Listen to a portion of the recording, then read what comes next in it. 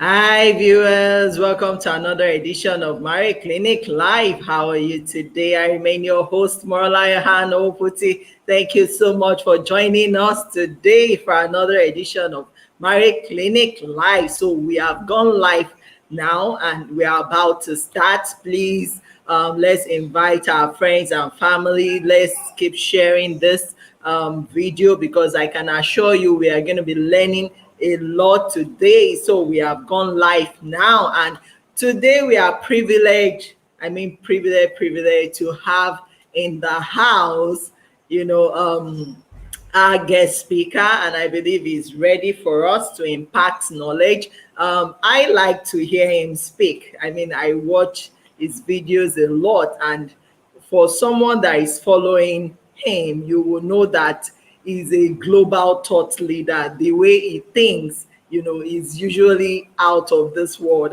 Outside the box. So today, we'll be looking at the topic becoming a good husband and father.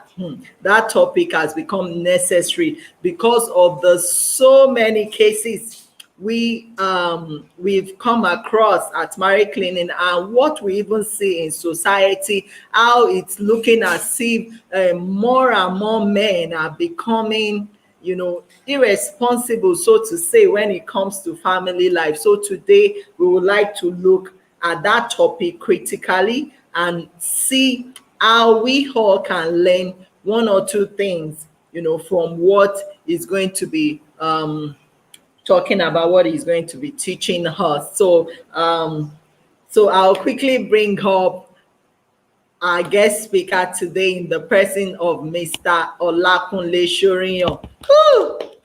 Thank you. Welcome, Thank you. welcome, Thank you sir. very much. Welcome to Marriage Clinic Live. Thank you. Thank you very much. I'm excited. Yeah, we are privileged to have you. Great. It's great. Okay, Yeah. so straight to the topic of the day. Like we put the topic as becoming a good husband and father. And one of the first question I would like to put to you, sir, is that what should parents be doing differently to train and prepare their male child or male children into becoming responsible adults who will do well in marriage when they go in there into marriage? So what should parents be doing differently when it comes to raising their male children and preparing them for married life?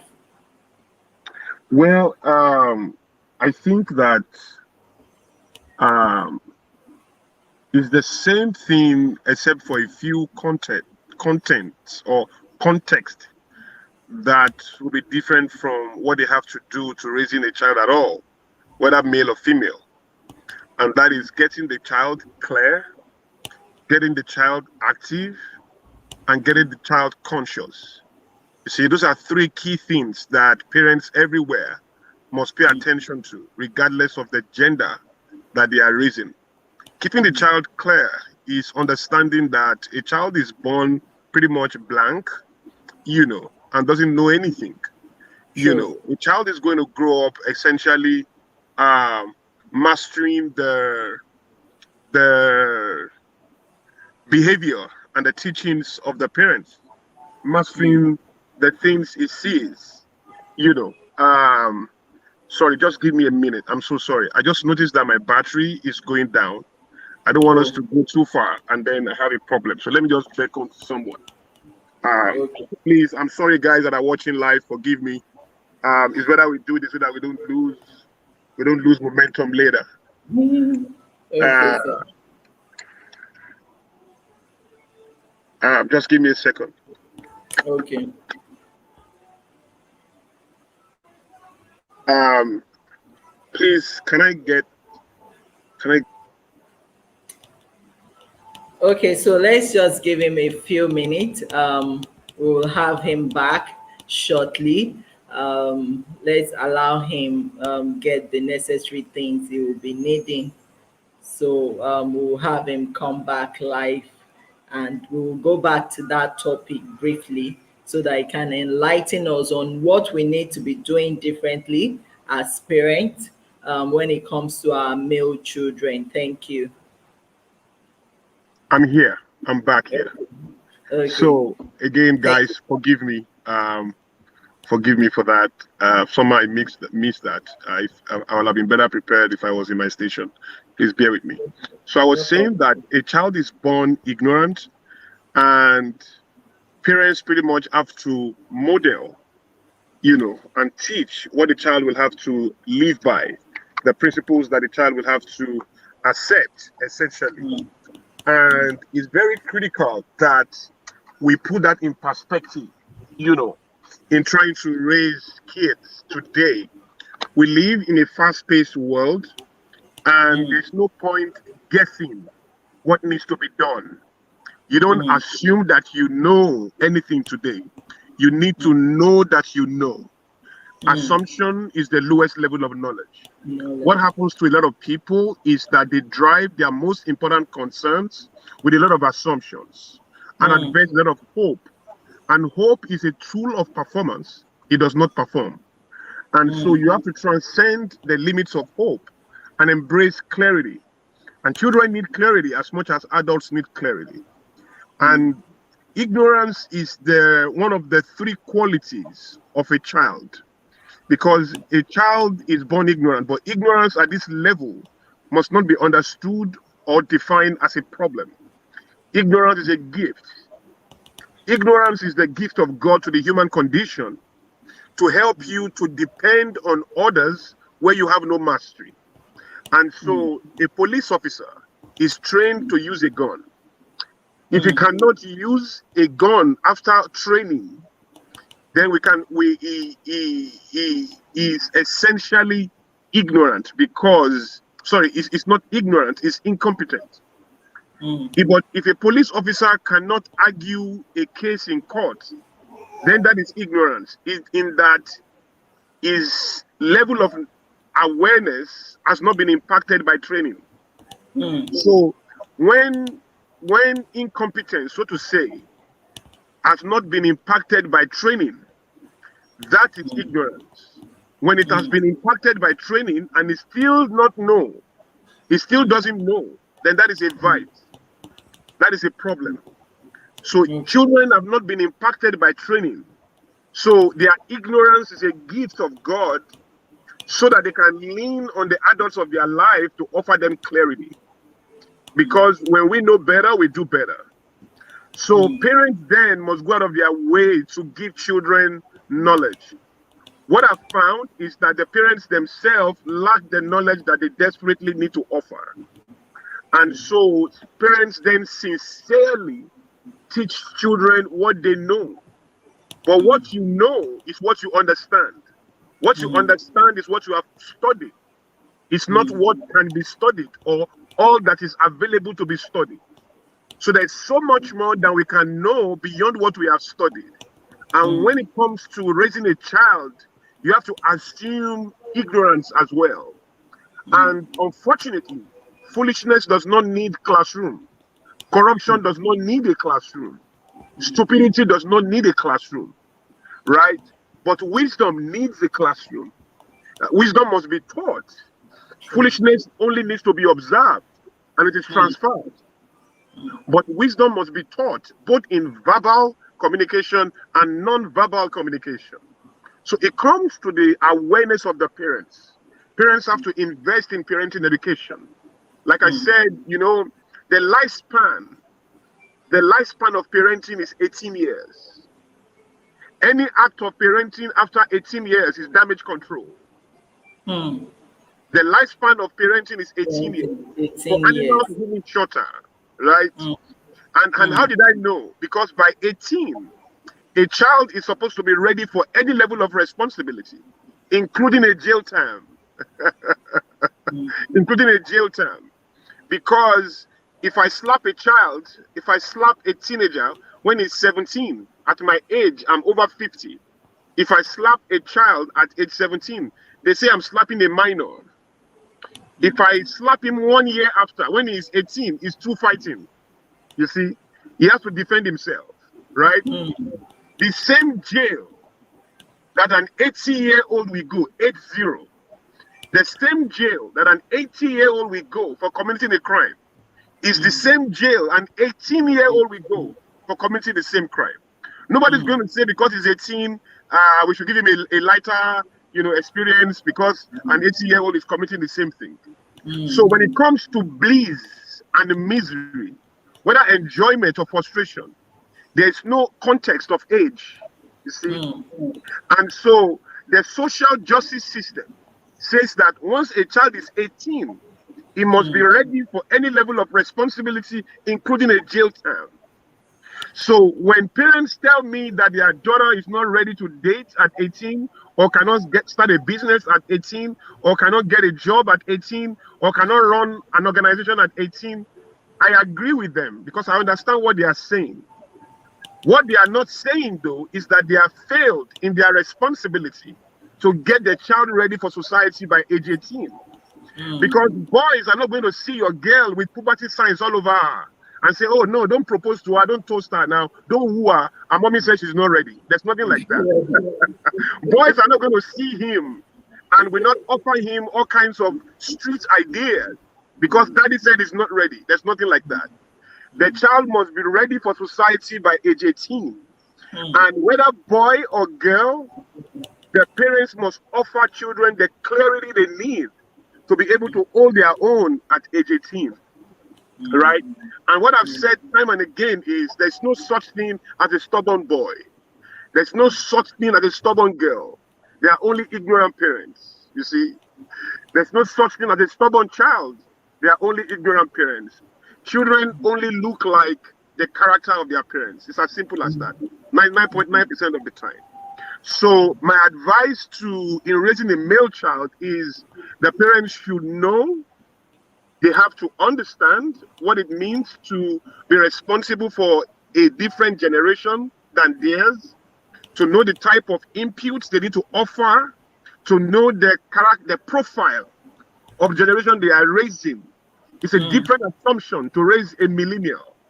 It's a different assumption to raise a Gen Z child. You have to know who they are, how they are thinking, how they are designed by God to function. And then you tailor your curriculum to meet that. You don't force a child to embrace your rules. As a matter of fact, you ignore your rules to understand the rules of the generation of the child and stay true to those rules.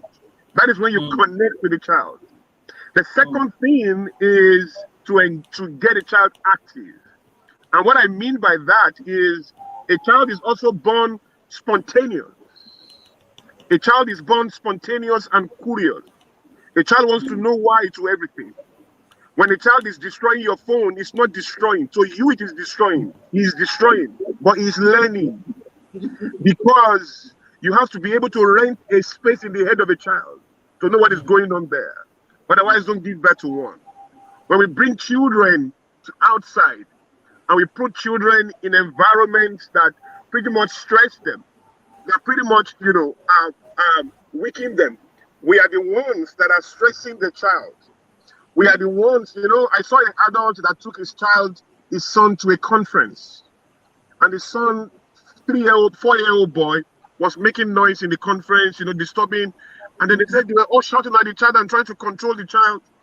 And I called the father. I said, we are the ones disturbing this child. This child is not disturbing us. You bring a child into an adult environment. You want him to be an adult? If this child actually comes to this classroom and sits down like all of us and is listening all through, we should be worried. As something will be wrong with this child. We should be disturbed. So the child is playing, taking things, turning things around. That is what the child must do. We are the ones that made a mistake for bringing a child into an focused adult environment. So if you don't want the child to destroy your setting, then put him in a childish environment, in an environment that works for the immaturity of the child, because the child will learn in any way possible. People say in their houses, they have one throw pillow, a throw pillow that is like the feather of one bird from somewhere, and they want their house to be arranged in a particular way, then put all of them in the roof. Because if you put them in the way of the child is going to pick them up and it's going to roughen them up. And it's not destroying, it's learning. Yeah. Because destruction is a pathway to understanding for a child, including disruptions as well. So engaging the child properly, putting him in an environment that helps him to be active. Sports for a guy, that has to be a lot of sports, a lot of activities. There's a guy that I met. The parents came to me and said the child, is acting, like he's behaving gay-like he just talks like a girl, behaves, he doesn't talk like a girl, he just act like a girl, gesticulate like a girl, and all of that. And they were worried, and they said it wasn't like that initially, but now it's like that. What is going on, and all of that. And I said, oh, really? Okay, so I give him an appointment, and we went to see the child. So I said I wanted to see the room of the child. I went to the room of the child, and I saw that before they gave birth to this boy, he had 3 sisters. So these parents, this couple have trained 3 girls. They have handed over girl toys to the boy. His room are female things all over the room. Everything is female. Some of his tops are pink, purple. He doesn't even have one black shirt. He doesn't even have one black shirt. That is a man and a woman that are completely ignorant about some basic things a boy must understand. So even in that choice of color, everything they were throwing at the boy is trying to get him to see that he's a girl. So all we had to do was to change his wardrobe, change his toys, register him for taekwondo, put him for soccer, because the guy can do all the games his sisters can play. He can't do anything boys do. And then within a very short time, the boy picked up, and then, was fine. It came down to how the child was engaged. So I think that is key. The third one is consciousness. I said ignorance, I said clarity, engagement, and consciousness. And consciousness is the emotional intelligence and spiritual awareness of the child. And that, unfortunately, will not come from anywhere but the emotional intelligence and the spiritual awareness of the parents. I remember a dad who was shouting at his boy, "I've told you, don't be shouting at your sisters. We're not I said, ooh, physician, heal yourself. Don't be shouting at your sisters, but you are shouting to tell him that. You know what the boy is hearing? Shout at your sisters. We shout. That's what he's hearing. And when you are successful, you drive a Range Rover, you live in a good house by the beach, you travel business class, you are telling your children that everything you do created your wealth. You see, as a matter of fact, your behavior, your attitude, and your character becomes a tool for them to employ if they want to be like you, if they want to have what you have. So I think that in raising a male child, we have to pay attention to these things. The difference between the male and the female child is not in the clarity, it's not in the consciousness, but in the engagement. So how we engage a boy, the kind of toy you give to a boy, the kind of after-school club you register for the boy, the type of extracurricular activities you register for the boy are different from the girl, but both must be engaged. The choice of material you expose the boy to is different from the one you expose the girl to. But the biggest quality that I share every time is the education of the parents themselves. When we know better, we do better. And parenting is not a gift of nature. Parenting is a skill. It's not just what you know. It's what you have to go out of your way to understand. So parenting education is key, and that is why a platform like this is priceless. Thank you, sir. Okay, thank you, sir, for that answer to the question. So the second question is, many people believe that so many issues that couples face today in their different marriages are mostly caused by the men. That is the belief of some people. They believe that all the challenges people face in their marriages today is usually stemming or coming from the man, the husband of the house, the father of the house, because they believe that we have more men who don't want to take responsibility, yet they want to enjoy the full benefit of marriage. They want to enjoy the full benefit of marriage. So why is it necessary that men should begin to discharge their role as a husband and as a father in the home, rather than Well, pushing it to the woman? I hear you. I do not think that men are the problem a lot of times in marriage. I think it's both ways. I've seen foolish women as much as I've seen foolish men. Yeah, I've true. seen confident, ignorant men as I've seen confident, ignorant women. I've seen pretty drifters, beautiful, empty minds. I've seen handsome fools. I've seen 6 foot tall, broad chested, empty minds, ignorant, all the same. No gender is excluded from the clause of foolishness if we surrender ourselves to it. And no gender is also exempted from the cover of wisdom if we open ourselves to it, you know. And so, what I know is that marriage at any level takes two, such that if one party is really right, just one party being right, then it will be difficult for that marriage to crash. A lot of times, what you have is, maybe the initial action coming from one party, and then the second party also wrongly reacting to that. And two wrongs cannot make a right. Somebody starts it, no doubt, but somebody then amplifies it, as well. And then, there is a way you can slap me, and then I slap you back, and then you forgot that you slapped me first.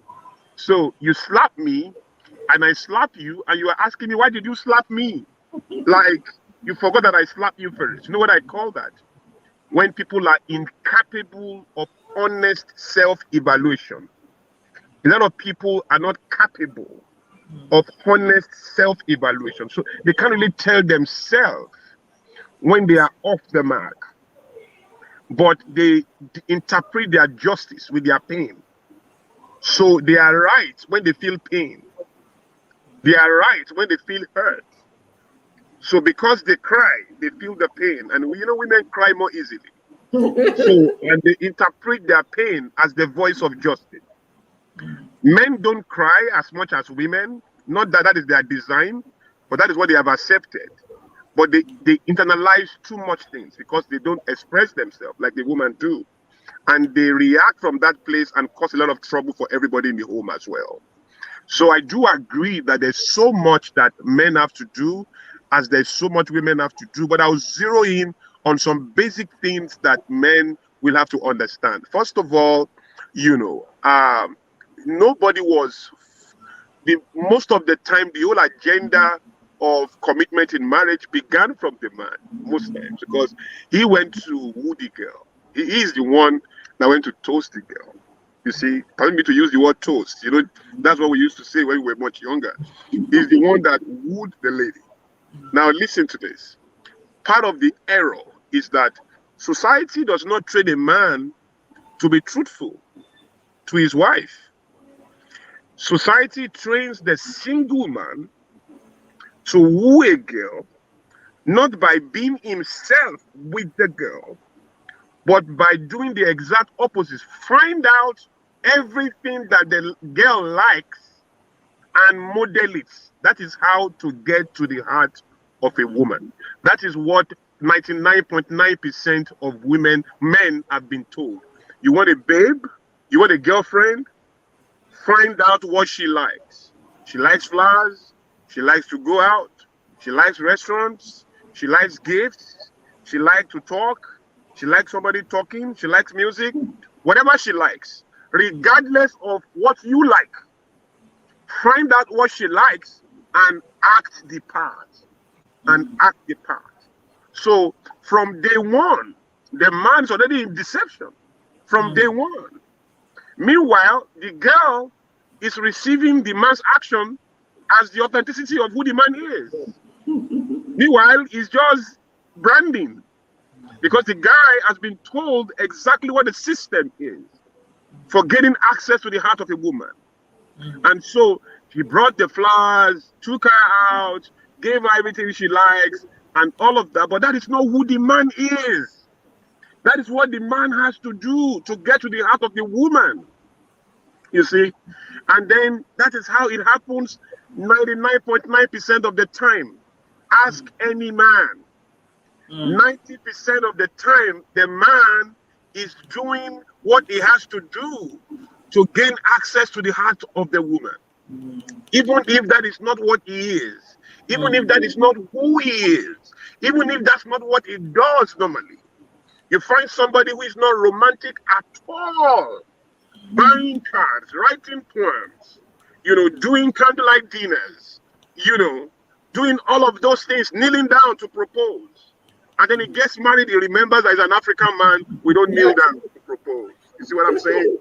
And then he gets into the marriage, and then he suffers relapse. He suffers terrible relapse. And then he's back to who he was before the wooing. And the woman is too shocked, few years jaded, completely out of reach and not understand. Why is this man changing? Oh, my husband has changed. No, men don't change, they are revealed. You see, he has always been like that. He just conditioned himself to fit the requirements for passing this exam of coming into your head and coming into your heart. Now the exam is passed, you want him to continue to read for the exam? He's not going to continue to read for the exam.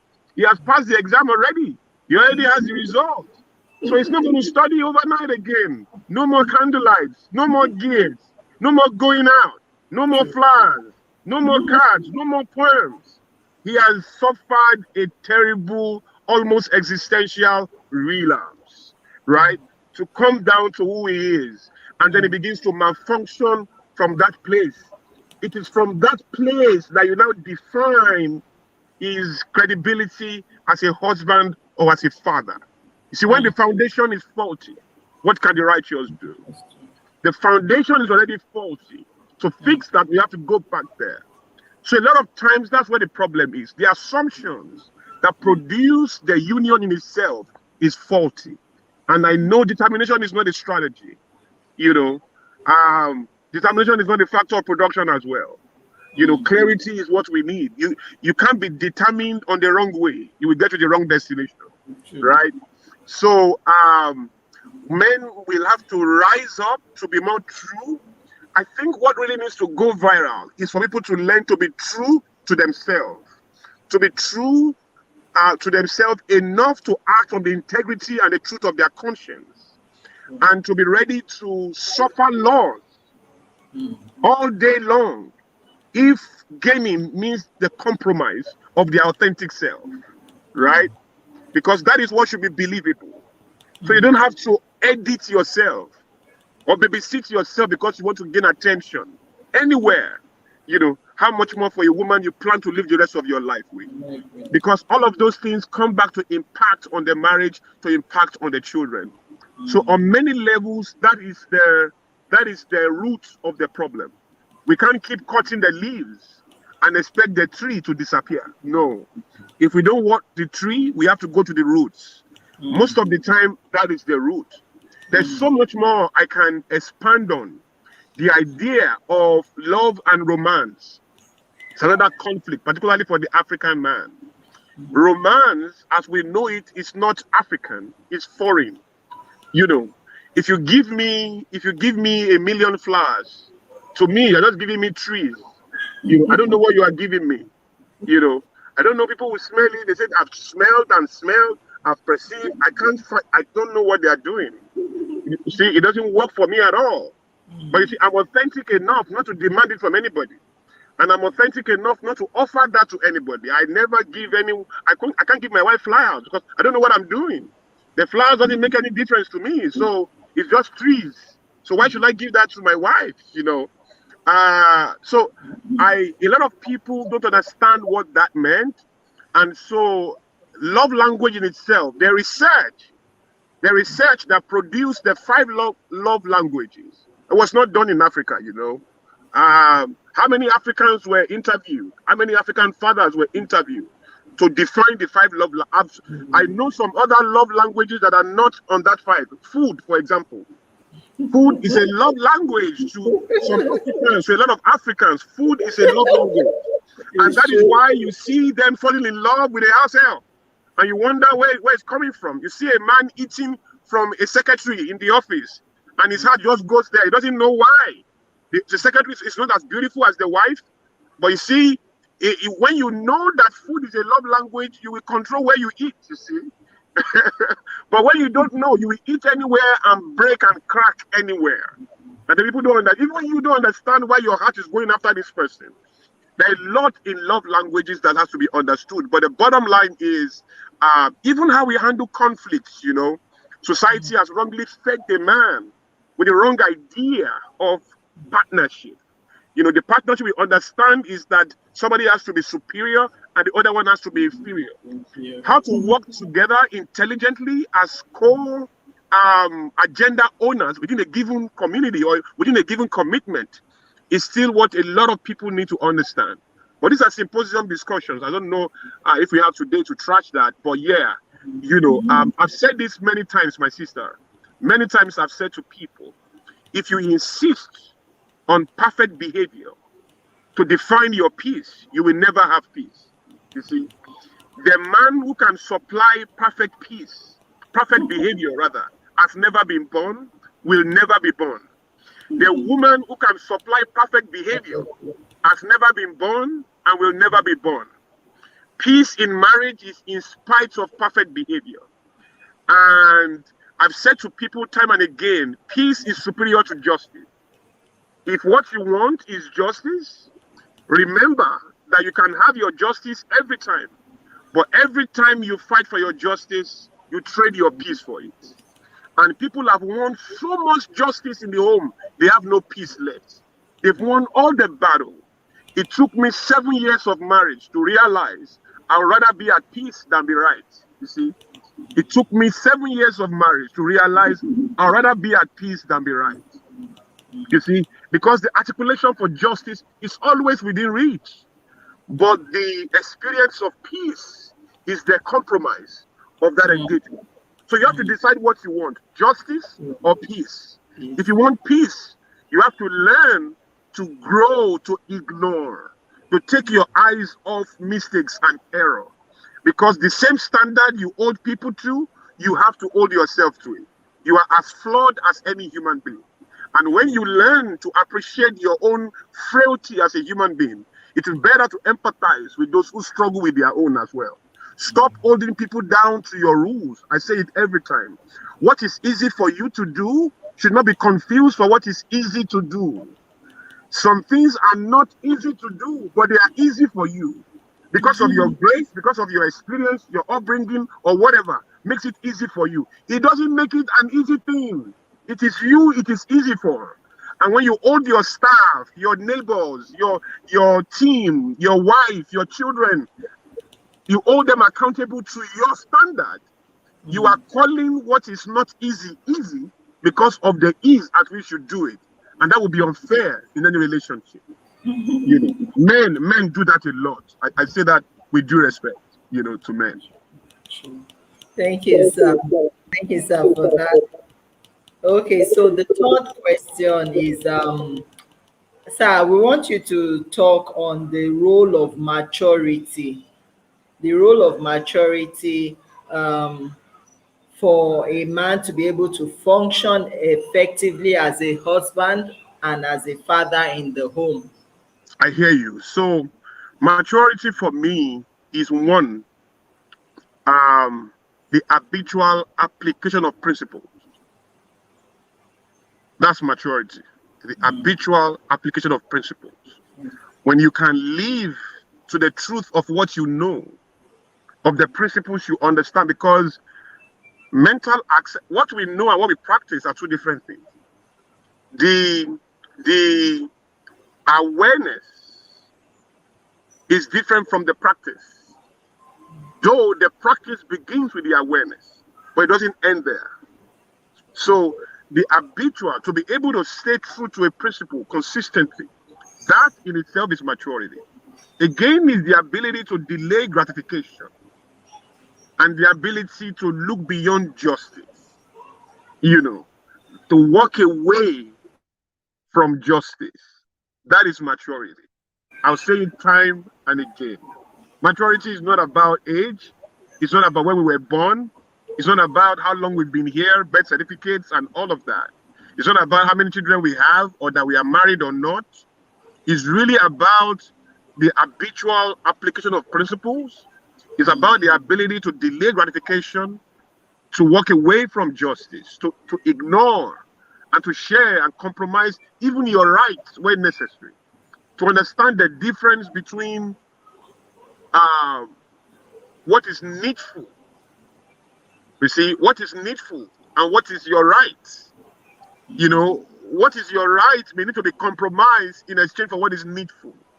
You see, for example, it is wrong for Jesus to die. Those who are not Christians, please forgive me. But it is wrong for Christians for Jesus to have died because he committed no crime. He committed no sin. It was wrong for him to die. It was right for him to live. It was right for him to live. But it was needful for him to die. It was needful. So that billions across the world can be saved. So at times you can't find your actions within the limits of right and wrong. You have to transcend the limits of right and wrong and embrace the needful. And the needful at times may even appear wrong. It may look like you are a fool. But in a world where our reality is upside down, when you are confident, they say you are arrogant. When you are prudent, they say you are stingy. When you are loving, they say you are a fool. You know.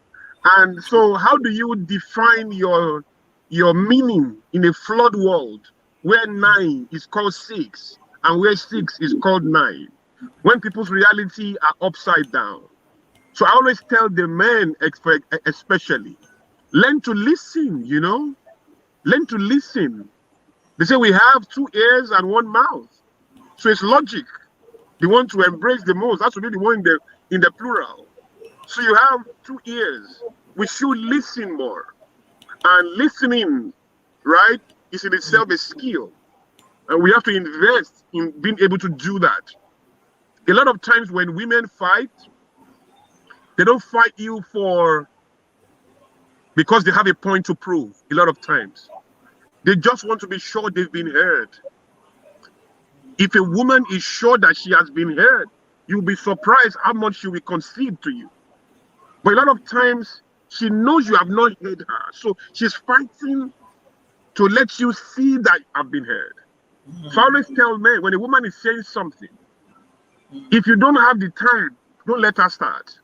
Appeal to her and give her a different time so that you can really listen to her. If you are watching soccer, appeal to her and say, honey, I'm sorry, when I'm done, you know, except of course to see that this is extremely urgent, you know. Yeah, otherwise listen to her. And when you are listening, look at her when she's talking, right? And then let her explain everything she's saying.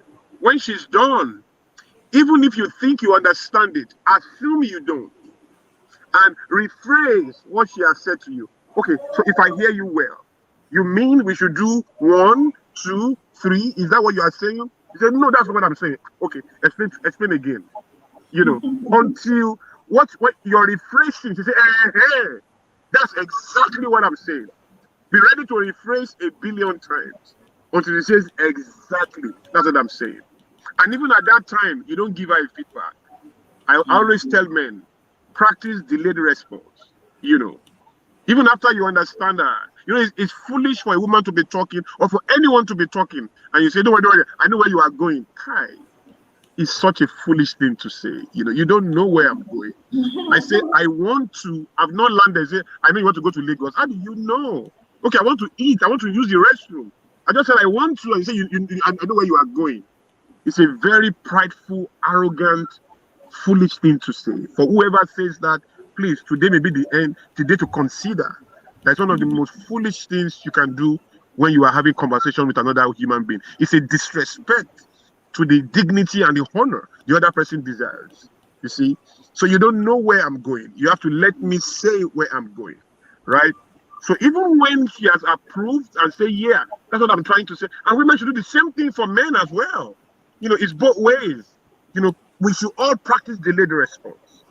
When you are clear, then say, okay, so if that's what you are saying, let me think through it. Except it's urgent. Let me think through it. I'll get back to you. What that is doing is that it's giving the other person the assurance that he or she has heard me, right? That's maturity. And then when you come back again to talk to the person, still say, okay, so I've thought about it. You mean what you said is 1, 2, 3 again, right? You say yes, then give the response. What you are doing is pushing the tape, letting the person know, I hear you. I hear you. I'm in your shoes. I understand you. I'm there. You'll be stunned how many things you will save by that. And then lastly, I want to say this to men especially, because men usually are the approving line for so many things in the home. It's not supposed to be like that, but that's how it is. But let's leave that, okay? So men are usually the approving line for so many things. If that is the case, make your no rare and make your yes common. I always tell men there are 3 ways to keep a home together. The first thing is whatever your wife says, do it. Number 2, whatever your wife wants, do it. Number 3, remind yourself that whatever your wife wants, do it at every point in time. If you do what your wife wants every time, you will be shocked at the kind of peace that will be in your home. Whatever she wants, let her do it. Whatever she asks, give it to her. If you cannot afford it, sincerely explain why you can't at this time. She will understand. But put your feet on the ground when what she's talking about or asking for is destiny sensitive. If it's not destiny sensitive, let it go. What's your own with what color it is or what color is not? Let it go. Focus on the big rocks, except it's destiny sensitive. But you know what? When you are used to saying yes, yes, yes, yes, every yes you say empowers your no in the day of usage. You see, every yes you say today goes into your future to empower your no in the day of usage. Because when you say no, yes, yes, yes, yes, every time, the day you say no, your wife will say, there must be something there. Because she's used to your yes. If my husband says no, I better check it, because she's used to you saying yes easily. When you make your yes common and make your no rare, you empower yourself and the usage of your no in the future. Yes. Okay, thank you. Okay, so because of time, I'll just run quickly through the remaining 3 questions. So the fourth one is on commitment. Why is it necessary for men to be committed to their marriage and to their home as a husband? And the other question is about leadership, because many believe that men are the leaders in their home. So, how should men be playing this leadership role in order to ensure that they are really building a good home, where their wife and children, can be happy, or they can thrive in? So commitment for me is an act of will. And an act of will is an act of integrity. I always tell people, don't judge yourself by what you do in front of people. Don't even judge yourself by how you keep the promises you make to people. Judge yourself by how you keep the promises you make to yourself. You really cannot deceive anyone except you have mastered how to deceive yourself. Because for me to lie to you, I have to lie to myself first. I have to believe in what I am saying that is a lie, and that I want to present it to you as the truth. So every time you deceive people, you have actually first of all deceived yourself. If you can't break your own moral code, you really can't break that of anyone else. You see? So when you inflict pain on people, you are actually turning yourself into a monster. So if you, like, during those days of racism, in South Africa or in the United States, those days of segregation and all of that, the more you torture people, the more it brings out the worst in you. Because even in good people, the potential for evil on a large scale exists, even in good people. And when you put yourself in an environment that keeps bringing the negatives out of you, you are turning more and more into a monster. And every action you take is a rehearsal for mastery. So I don't think people should demonstrate commitment because they want to help people or they want to fix their world or they want others to be better. I think they should think about commitment as a gift to themselves. Because really, you don't need to worry about anything you do with other people if you worry enough about the things you do to yourself. Even the Bible says that he that is wise for himself. Is wise for himself. He said, he that showeth mercy does himself good. He said, blessed are the merciful, for they shall obtain mercy. See, whatever a man sows, he will reap. So at what point are you helping anyone? It seems to me that every action you take is multiplying your own experience for you. And so men should be committed because you gave somebody your word. Women should be committed as well, but in our society, particularly the African setting, right? Men are permitted to broaden their options, as far as commitment is concerned. Why the woman is not? If a woman has a boyfriend and she's married, they will say she's promiscuous. If a man has three girlfriends and is married, they say, man, that guy bad. That's what they will say. Even if the girl is single, if she's dating two guys, they will say she's a dirty girl. When the man is single and he has two girlfriends, they will say the guy is hip, man. The guy is a bad guy.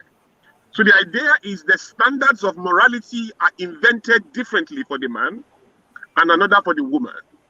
In other words, the man is permitted to coexist with his nuisance, right? And to do that with peace, regardless of its impact on other people.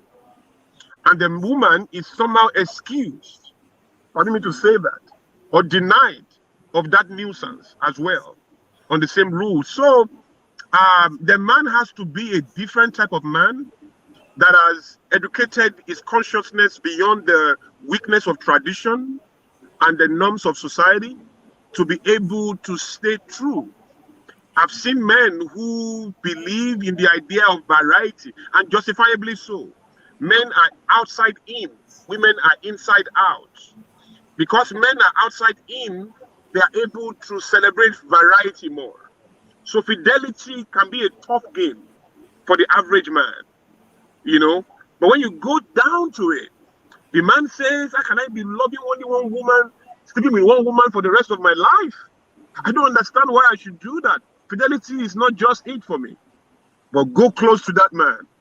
He has been using one Baba for the last 20 years.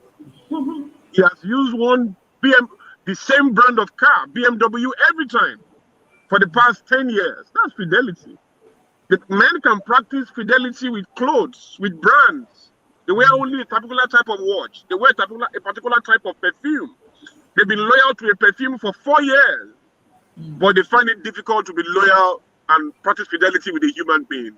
It's selective reasoning. That's what I call it. It's permitted hypocrisy.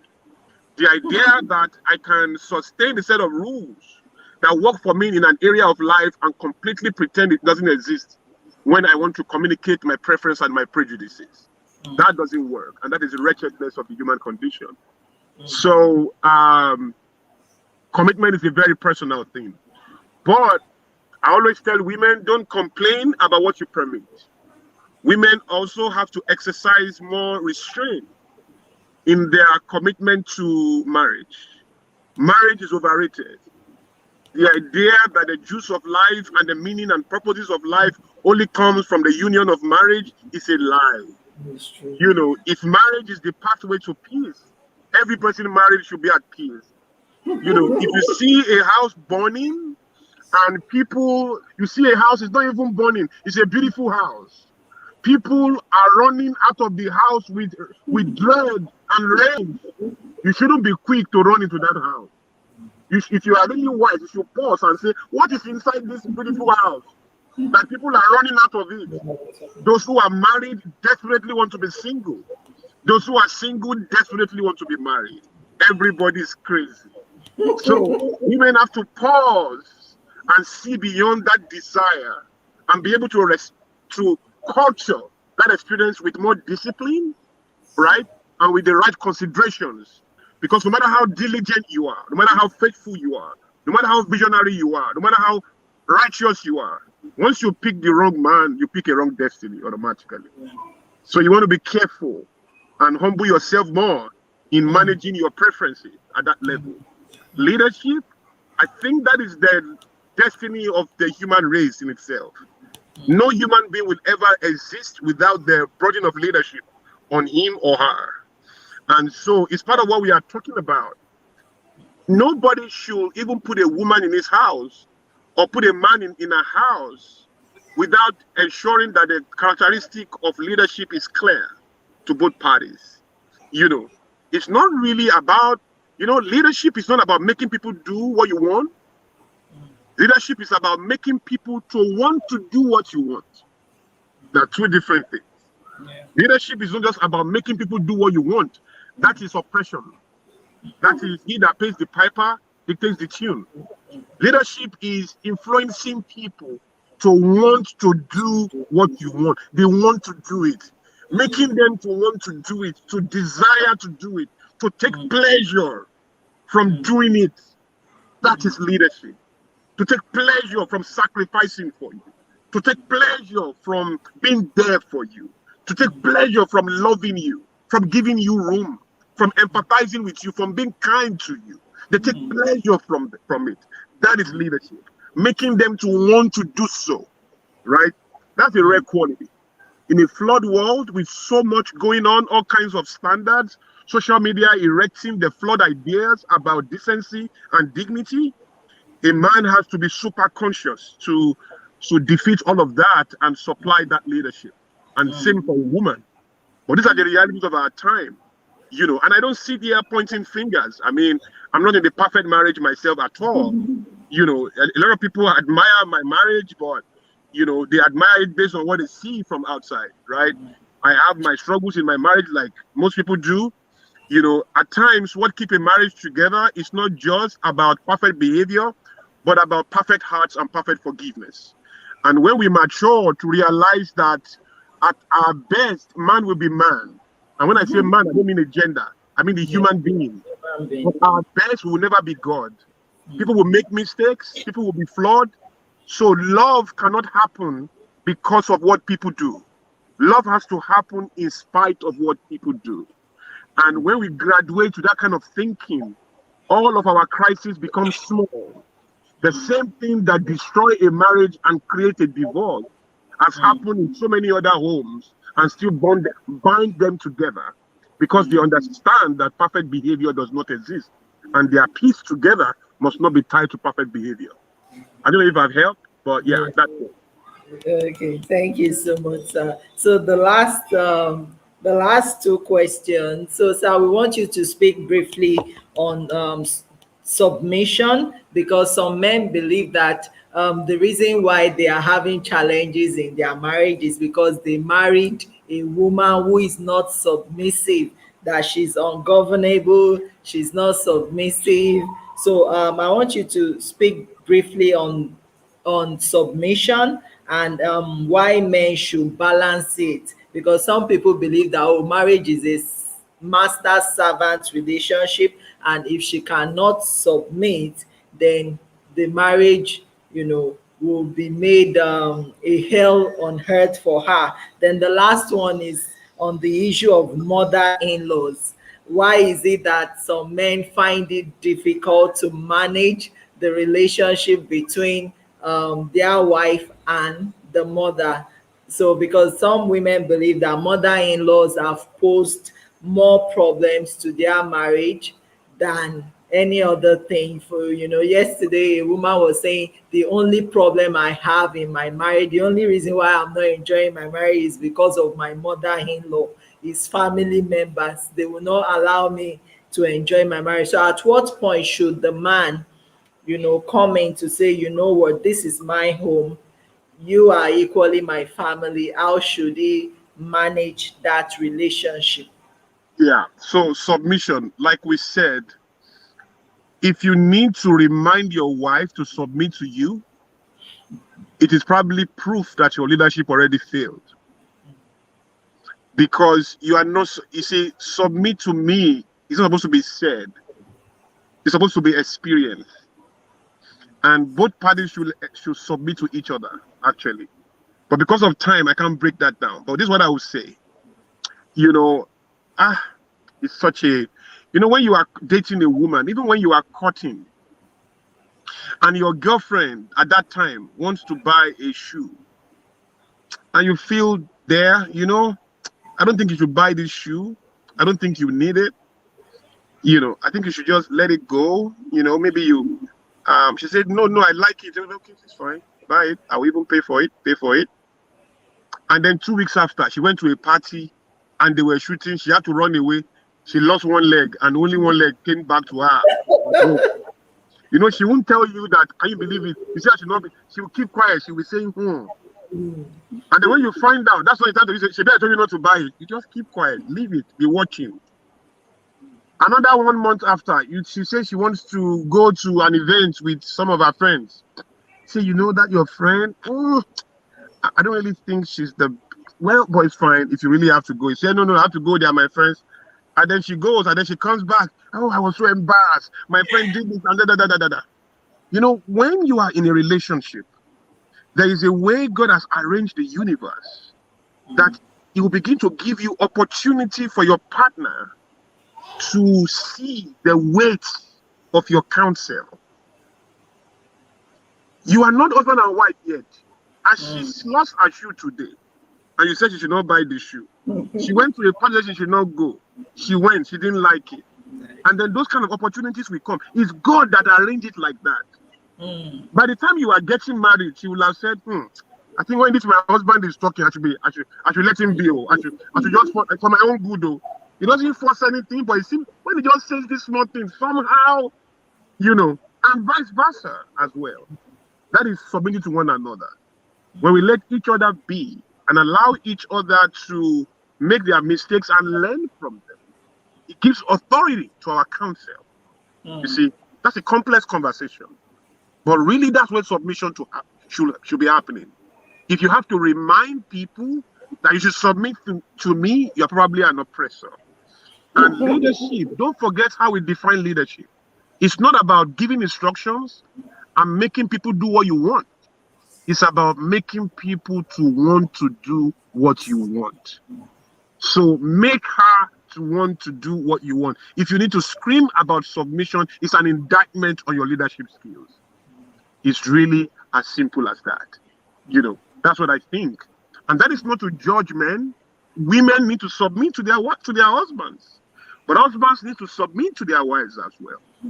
We both need to submit to each other in understanding. And we need to love each other in understanding. Right? And at least commit to getting better and better in that. Because nobody is perfect. As a human being, you will lose it at times. You will lose your best composure at times in the face of a crisis. But then how do you walk that back? How do you apologize? Apology in itself, remorse management is a skill. People have to go out of their way to know how to, seek redress and how to manage remorse, and how to gloriously learn the skill of apology. These are big conversations we don't even have at all. Then lastly is the issue of mother-in-laws. I'm sorry to say this, but if a man has not gained his freedom from parents before he gets married, that is when none of these things happen. That freedom, that detachment should have occurred before the man committed to another woman, and vice versa.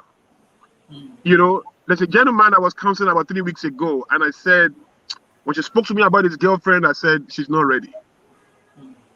I said, the mom is dominating. My mom is quite dominating. My own mom, quite dominating. And if you don't have your freedom as a person, she can really pretty much control things. She was a second wife in a polygamous home. She's been fighting battles from age 21. She was born to her father was a king with many wives. So she has been fighting polygamous wars since childhood. So she's not used to living things at equilibrium. You know, she takes charge, she moves. So the secret is for me to have gained my independence such that I can take what I call CIA, credible independent action. Credible independent action, right? Regardless of who approves and does not approve.